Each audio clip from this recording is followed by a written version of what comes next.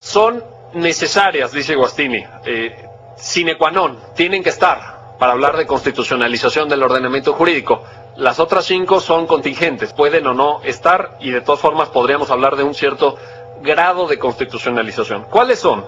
Primero, una constitución rígida. Por supuesto, la rigidez consiste, ya lo saben todos ustedes, digamos, telegráficamente, en que la Constitución no se reforma de la misma manera en que se reforma una ley. A mayor grado de rigidez, dice Guastini, mayor grado de constitucionalización. Cuanto más difícil sea modificar la Constitución, mayor impacto sobre el resto del ordenamiento tendrá. Al grado de que hay constituciones que tienen incluso cláusulas pétreas, como la Constitución alemana o la italiana, que son absolutamente inmodificables. 2, segunda, digamos, elemento de constitucionalización, la garantía jurisdiccional de la Constitución. Desde luego, la rigidez, para ser tal, se debe poder imponer a las leyes y al resto del ordenamiento, y para que esto sea efectivo, para que esto verdaderamente no quede en un consejo, en una sugerencia, necesitamos una garantía jurisdiccional. Y aquí, bueno, ustedes saben que hay muchos modelos y hay un gran debate sobre el alcance de la jurisdicción constitucional en el mundo, el modelo americano versus el modelo continental europeo, etcétera, pero sea cual sea la forma de organizar este control, lo cierto es que el control aparece como una condición necesaria para poder hablar de constitucionalización. 3. La fuerza vinculante de la Constitución, es decir, la idea de que todas, y subrayo, todas las normas jurídicas son plenamente aplicables por sus destinatarios y son obligatorias en el sentido más pleno del término. No, el neoconstitucionalismo abandona esta idea de que hay normas constitucionales que son algo así como programas de acción política o son declaraciones de principios no tan aplicables que tendrán que ser concretados después. No, todo esto se abandona y se entiende que todas las normas son vinculantes de inicio, sin ningún género de dudas. Obviamente, ¿qué grado de vinculación tendrán y qué efectos generarán en la práctica? Pues depende del tipo de norma, de cómo esté redactada la norma, de cuál sea el ámbito, ya sea derechos fundamentales, división de poderes, etcétera, que regule. Pero desde luego, la idea básica es esta: las normas constitucionales son normas jurídicas total y completamente vinculantes y no programas de acción política o catálogos de recomendaciones. Esta es una visión absolutamente superada. 4. La sobreinterpretación del texto constitucional.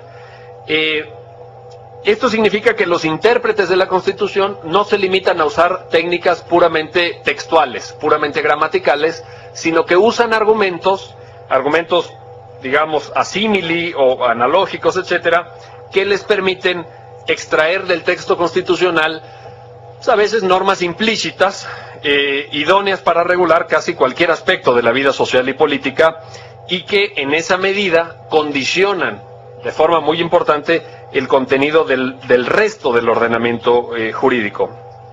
Cuando una constitución es sobreinterpretada, estoy citando nuevamente a Ricardo Guastini, dice este autor, no quedan espacios vacíos, espacios libres de constitución en el ordenamiento jurídico. La Constitución, como decía, se vuelve entrometida, se vuelve invasiva.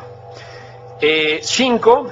La aplicación directa de las normas constitucionales, lo cual tiene que ver con dos cuestiones fundamentalmente, aunque hay otras consecuencias. La aplicación directa de las normas constitucionales supone, en primer lugar, que la Constitución rige también, sobre todo los derechos fundamentales, las relaciones entre particulares.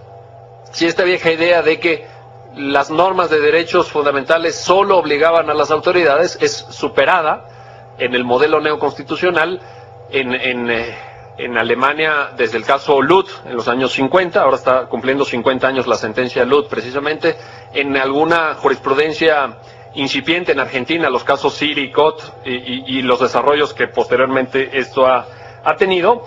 Y en segundo lugar, la aplicación directa significa que todos los jueces tienen el deber de aplicar la Constitución y de aplicar todas las normas.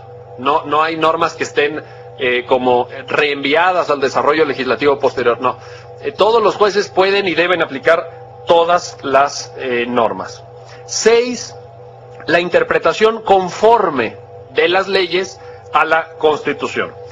Desde luego esto no tiene que ver con una interpretación constitucional, sino con una interpretación de las leyes, de tal suerte que lo que hace el juez en estos casos es intentar encontrar una interpretación de la ley que se acomode con la Constitución, que guarde una conformidad con la Constitución para salvar la constitucionalidad. Pero también significa que si hay más de una interpretación posible, el juez debe elegir aquella que, digamos, maximice los efectos normativos de las normas constitucionales. 7 y última, y con esto me aproximo ya, digamos, a la parte final de mi intervención, 7ª característica del proceso de constitucionalización, la influencia de la Constitución sobre las relaciones políticas. Esto también significa varias cosas, les menciono simplemente algunas de ellas. En primer lugar, que la Constitución prevea un sistema de solución de conflictos entre órganos políticos, es decir, la jurisdicción constitucional orgánica. Esto es importante también en el proceso de constitucionalización. 2, que los órganos jurisdiccionales asuman, digamos, la facultad de conocer de casos en toda su extensión sin apelar a la lógica de las llamadas political questions. Esta idea muy norteamericana de que hay temas que son como políticos, que están librados a una discrecionalidad de los altos órganos del Estado, donde los jueces no se pueden meter, etcétera. Esto, desde luego, se elimina en el paradigma neoconstitucional. No hay resquicios, no hay espacios del poder público en donde no pueda haber una lectura constitucionalmente apropiada realizada por los jueces.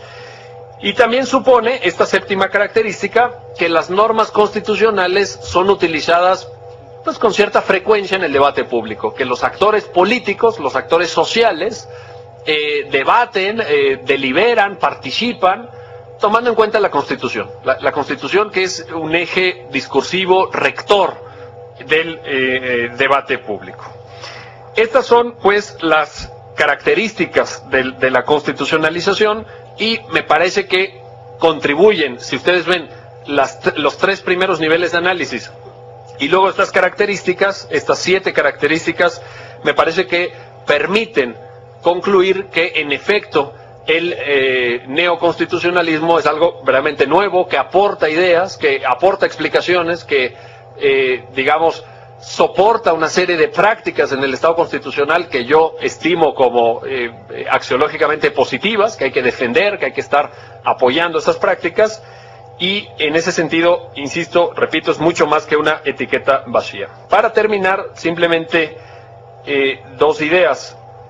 El Estado constitucional, desde sus inicios, se ha basado en, digamos, 3 premisas axiológicas o 3 valores importantes. Desde luego el valor o los valores de la libertad y la igualdad, ¿no? Estas 2 como grandes columnas vertebrales del constitucionalismo, y también en la idea de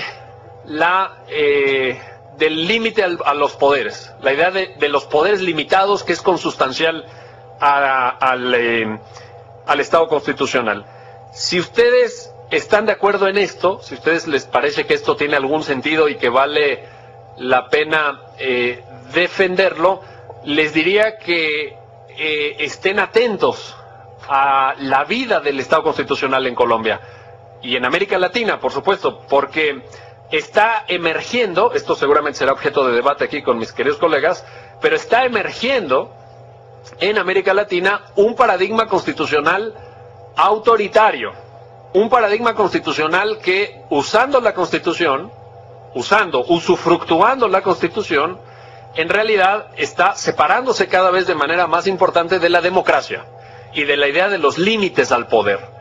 Entonces, y esto se los digo porque las constituciones necesariamente son constituciones en el tiempo, como dice Peter Heberle. No son constituciones o no son normas que se pueden leer ahistóricamente, hay que cuidarlas. Norberto Bobbio hablaba del tiempo de los derechos, que es el tiempo de la modernidad.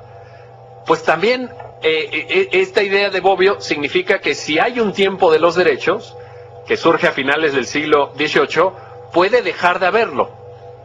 Es decir, que hoy tengamos derechos, que tengan aquí en Colombia o que tengamos en México o en Argentina una constitución, no quiere decir que el día de mañana lo sigamos teniendo. Como llegó el Estado constitucional, se puede ir. Y por tanto, hay que estar vigilantes del Estado constitucional. Hay que estar comprometidos con estas ideas de libertad, igualdad y de restricción al poder. Y en esto sí, y ahora sí con esto termino, en esto sí, creo sinceramente que la tarea nadie la va a hacer por nosotros. No creo, esto es una idea muy de Ferrajoli, que haya poderes buenos. No creo en liderazgos mesiánicos o carismáticos o en aquellos caudillos que salvan a las patrias, etcétera. Creo que ese tiempo ya pasó en América Latina, afortunadamente, y creo que es la hora del ciudadano. Creo que es la hora de que nos hagamos corresponsables del mantenimiento de un orden constitucional que cada vez parece más precario en América Latina. Muchas gracias.